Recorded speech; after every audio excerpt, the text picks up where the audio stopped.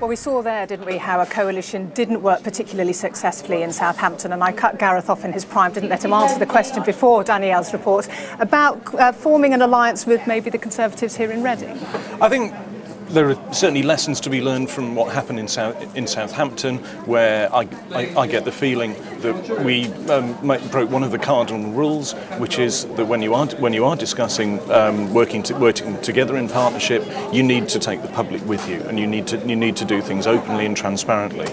And what we've set out here in Reading is that we've published a very, very full manifesto available to the public, and we're asking both the other parties to come and have a look at that, see what they like, and then come back to us and so that we can discuss something. Because clearly what the people of Reading wanted, whereas there was no clear picture in terms of which party took the lead, and Tony and Mark can dispute that. There's a clear need in Reading for change, and that's what we'd like to see expressed. And that I think is what the people of Reading would like to see happen as well. Let's move away from Reading now and look at the rest of the South, and I'll stay with you, Gareth, because this morning Lord David Steele was saying that the Liberal Democrats suffered maybe because they've had all this leadership turmoil recently. And certainly in the South there were some expectations that the Liberal Democrats would take Portsmouth, for example, that they would take back Winchester, and that didn't happen. What do you put that sort of qualified success down to? I don't think it was really an election about national issues. I think the one thing that came over very, very clearly, and it's been picked up right across the country, were the feelings particularly of people on lower incomes that they were facing a triple whammy of increased taxes because of the abolition of the 10p rate, increased fuel prices and increased utility bills. And I think that triple whammy really did find some resonance with the wider public.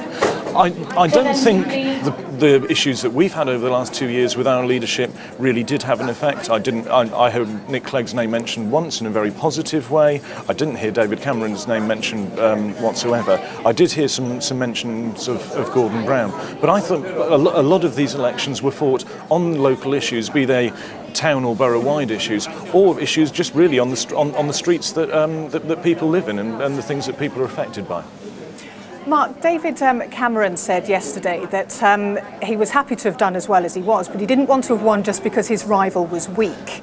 And that is a concern, isn't it? Because you can't be too complacent. You can't make an assumption, can you, that you will win the next election just because Labour are going through this difficult patch? No, absolutely not. I think that he's right in that. For someone to lose an election is not the same as someone winning, and I think that we will win, and we will win on for the right reasons. There were other places for you as well in the South where maybe you could have done better. I'm sounding like a school teacher now, but in Gosport there was some hope maybe that you would take overall control of Gosport and other councils as well. Yes, I mean it's a win a few, lose a few, quite frankly. The electorate has its views, which may be local views, may be national views. At the end of the day, they make their decision.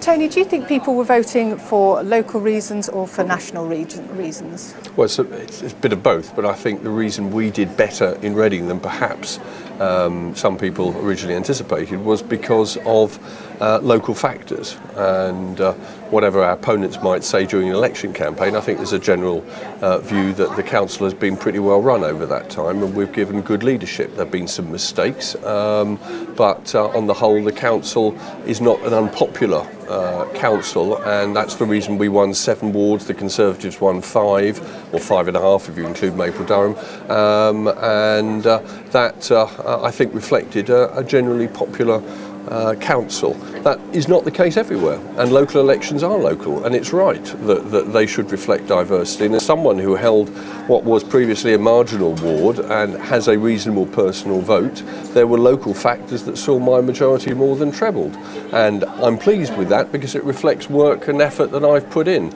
But I wouldn't like to say, and I can tell you for a fact, that there were a good number of Conservatives and Liberals who said to me, we'll be voting for you, but we wouldn't vote Labour if there were a general election.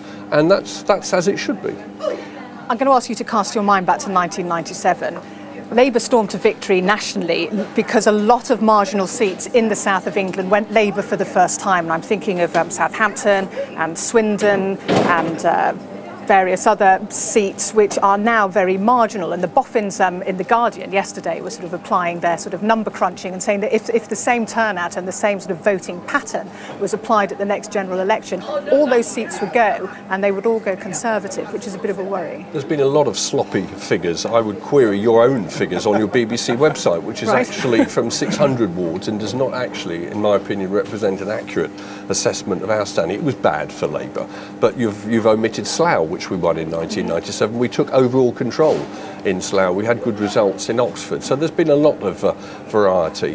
The one thing that's consistent and certainly evident in Reading is that the Labour vote did not collapse. The Labour vote did not go to the Conservatives. The Labour vote numerically has actually increased slightly. Conservatives have done well in getting out more of their core vote, but unlike previous elections in the 70s and 60s that I can remember, when Labour voters transferred en bloc to the Conservatives, there was little evidence of that. And that does mean that the Labour Party has a job of work to do in terms of talking to its core support. And those people that in the party who say that that isn't the case are really living in a fool's paradise. We have a job of work to do to explain, and some of the mistakes that have been made recently that Gareth alluded to, like the tax